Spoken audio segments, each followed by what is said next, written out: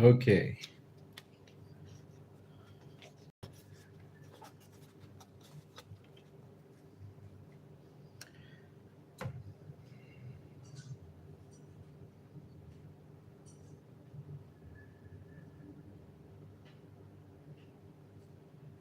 Countess. Countess Elizabeth Bathory.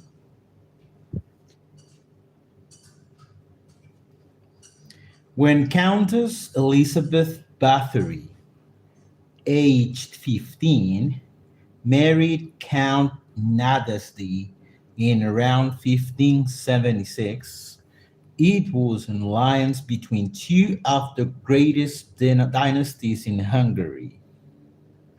For Nadasdy, the master of castle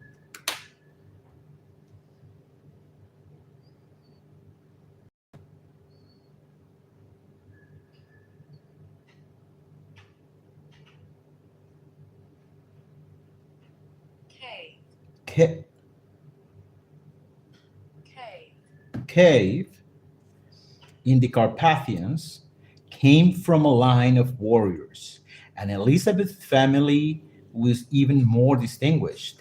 It had produced generals and governors, high princes and cardinals. Her cousin was the country's prime minister. Long after they've been forgotten, though, she will be remembered. For she was an alchemist, a Veda in blood, and one of the models for Bram Stoker's Dracula.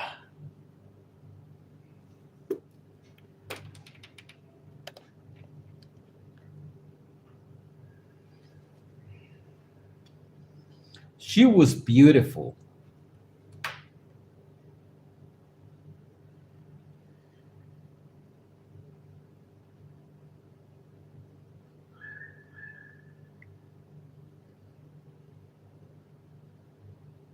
Voluptuous. Voluptuous, savage, a fine match for her 20-year-old husband, the so called Black Warrior. But he was forever off campaigning, and she remained childless. More and more then, she gave in to the constant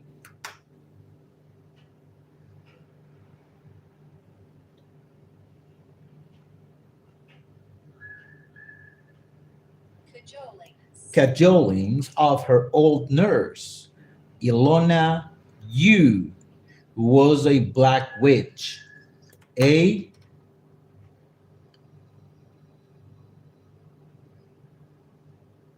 Satanist. Satanist. She began to surround herself with alchemists and sorcerers, and when she conceived, she eventually had four children. She may have been finally convinced of their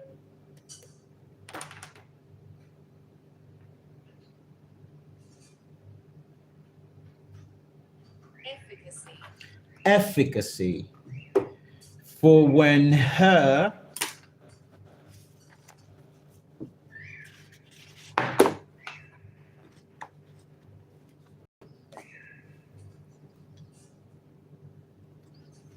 husband died when she was about 41, she surrendered to the black arts completely. There had long been rumors around the castle of lesbian orgies, of the kidnappings of young peasant women, of flagellation, of torture. But one day after her husband's death, Elizabeth Bathory slapped the face of a servant girl and drew blood. And she noticed that where it had fallen on her hand, the skin seemed to grow smoother and more supple.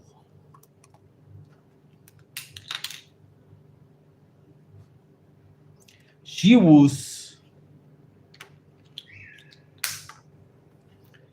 she was soon convinced that bathing in and drinking the blood of young virgins would keep her young forever. Her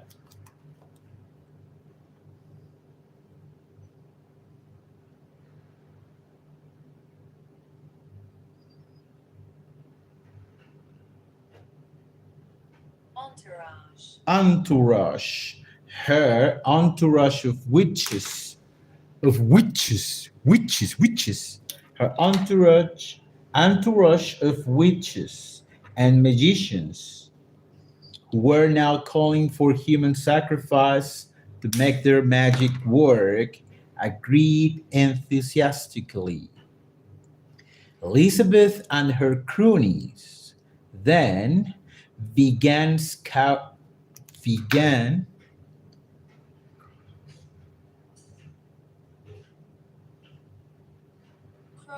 Cronies. cronies scouring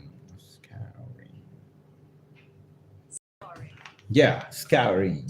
Elizabeth and her cronies then began Scouring.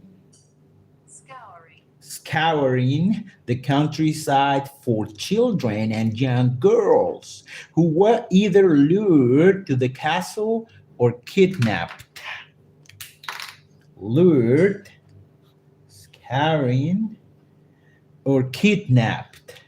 They were then hung in chains in the dungeons, fattened and milked for their blood before being tortured to death, and their bones used in alchemical experiments.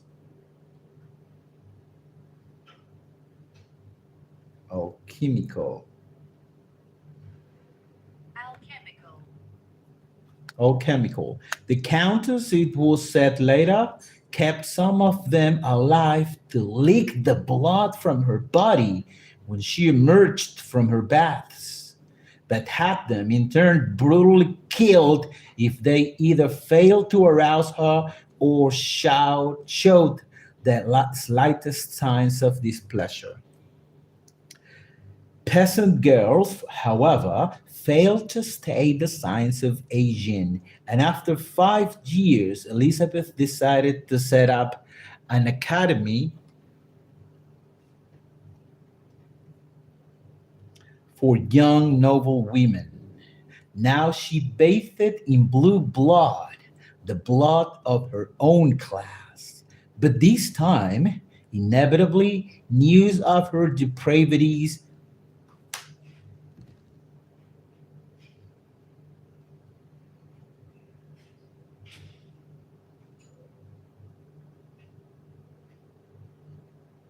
Depravities. depravities. Uh, but this time, inevitably, news of her depravities reached the royal court, and her cousin, the prime minister, was forced to investigate. A surprise raid on the castle found the countess in mid orgy, bodies lying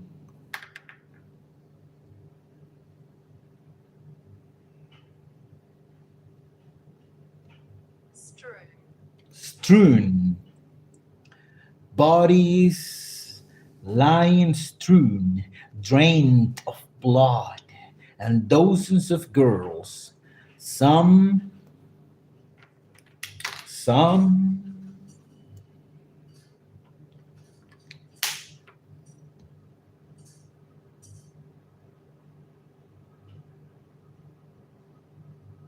Flay. flayed and vein milked, some fattened like Strasbourg geese awaiting their turn in the dungeons. Flayed, some fattened like strats, stras,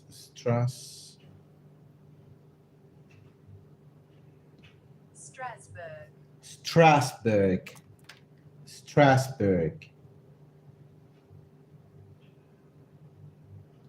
Geese. geese awaiting their turn in the dungeons.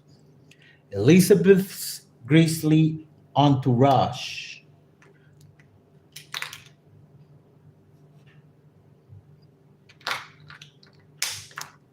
was taken into custody and then tortured to obtain confessions. At the subsequent trial for the murder of the 80 victims who were actually found dead at the castle, her old nurse,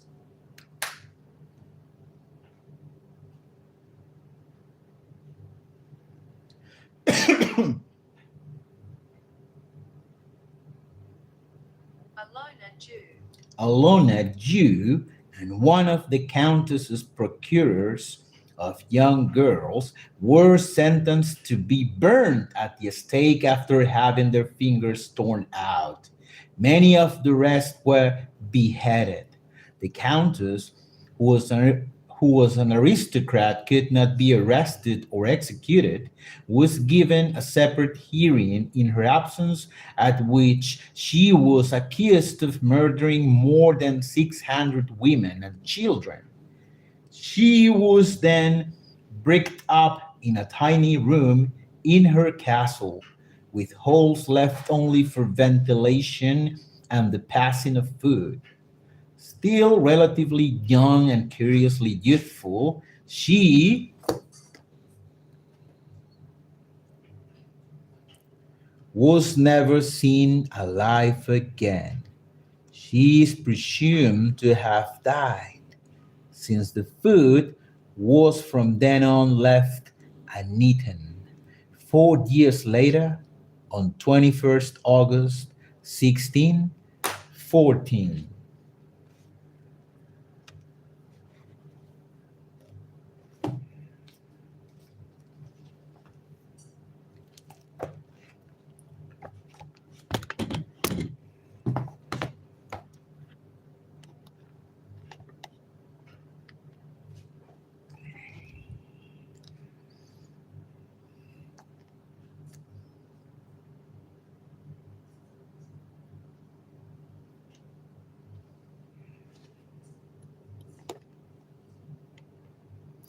Hello, Beleng. Hello, Beleng.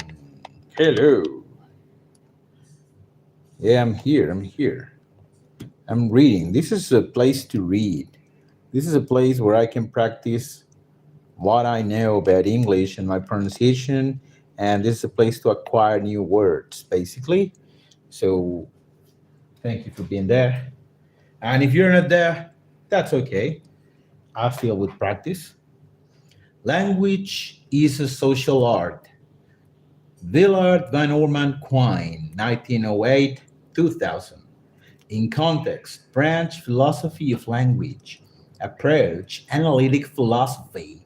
Before C400 BCE, Plato's Cratylus investigates the relationship between words and things. 19th century, Soren Kierkegaard stresses the importance of the study of language for philosophy. 1950s, Ludwig Wittgenstein writes that there is no such thing as a private language. After 1980s, Richard Rorty suggests that knowledge is more like conversation than the representation of reality. 1990s, in Consciousness Explained, Quine's former student Daniel Dennett says that both meaning and inner experience can only be understood as social acts. Words are meaningful to us because we become used to the ways in which they are used by others. The way that language, oh, sorry, not because there is a link between the words and actual things. The way that language is used socially makes it meaningful. Language is a social art. Some philosophers assert that language is about the relationship between words and things. Quine, however, disagrees. Language is not about the relationship between objects and verbal signifiers, but about knowing what to say and when to say it. It is, he says in his 1968 essay, Ontological Relativity, social art. Quine suggests the following thought experiment. Imagine that we come across some people, perhaps indigenous inhabitants of another country, who speak a language we do not share. We are sitting with a group of these people when a rabbit appears, and one of the indigenous people says, Gavagai. We wonder if there can be a connection between the event, the appearance of the rabbit, and the fact that the person says Gavagai. As time goes on, we know that every time a rabbit appears, somebody says Gavagai. So we conclude that Gavagai can be reliably translated as rabbit. But Quine insists we are wrong. Gavagai could mean all manner of things. It could mean, oh, look, dinner, for example, or it could mean, behold, a fluffy creature.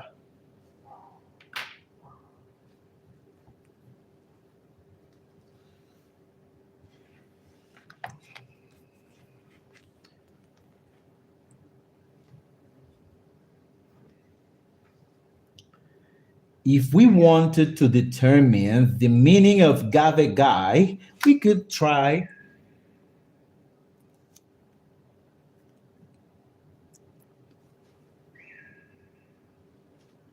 we could try another method.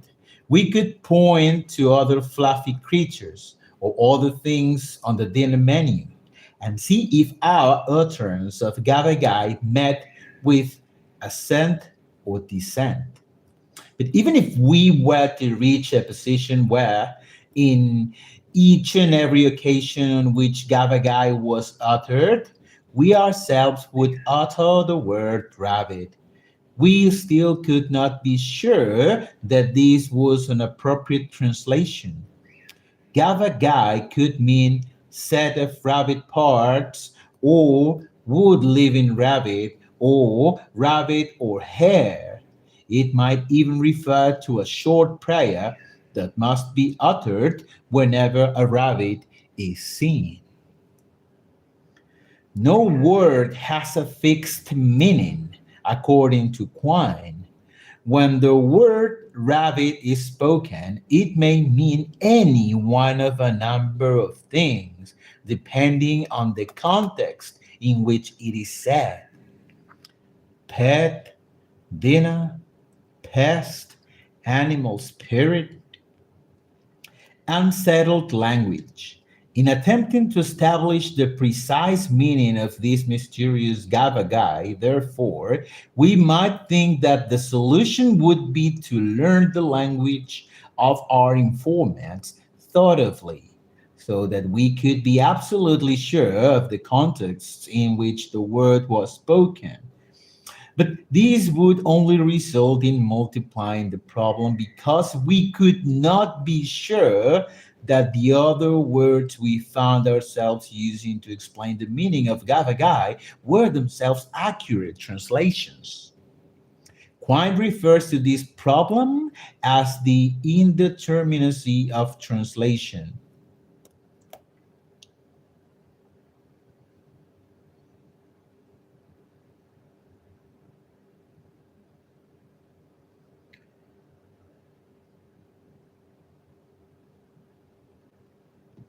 Indeterminacy. Indeterminacy of translation, and it has unsettling implications. And it has unsettling implications. It suggests that ultimately words do not have meanings. The sense of somebody uttering Gavagai for, or for that matter, rabbit, and of this utterance being meaningful comes not from some mysterious link between words and things, but from the patterns of our behavior and the fact that we have learned to participate in language as a social art. Willard van Orman Quine, born in 1908, In Ohio, USA, Quine studied at Harvard with Alfred North Whitehead, a philosopher of logic and mathematics. While there, he also met Bertrand Russell, who was to become a profound influence on his thought. After completing his PhD in 1932, Quine traveled throughout Europe, meeting many of its most eminent philosophers, including several of the Vienna Circle. Returning to teach at Harvard, Quine's philosophical career was briefly interrupted during World War II when he spent 4 years decrypting messages for the US Navy intelligence.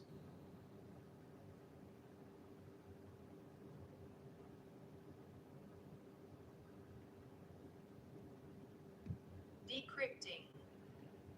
A great traveler, he was said to be prouder of the fact that he had visited 118 countries than of his many awards and fellowships. Quine became professor of philosophy at Harvard in 1956 and taught there until his death in 2000, aged 92. Key works: 1952, Methods of Logic; 1953, From a Logical Point of View; 1960, Word and Object; 1990, The Pursuit of Truth.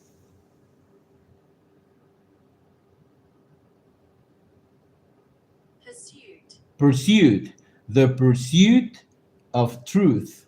The pursuit of truth. Pursuit. Okay, that was it for today, guys.